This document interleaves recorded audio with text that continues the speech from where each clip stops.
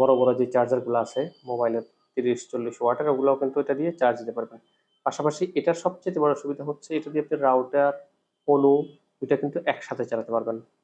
এটার প্রাথমিকভাবে যখন আপনি ডিসি এই 12 ভোল্টের ব্যাটারি এখানে লাগাবেন, ইনস্ট্যান্ট কিন্তু প্রথমেই আপনাকে 220 ভোল্ট ভোল্টেজ দিবে, কিন্তু এটার মূল যে ক্যাপাসিটি সেটা হচ্ছে 30 ওয়াট ফিক্স থাকবে।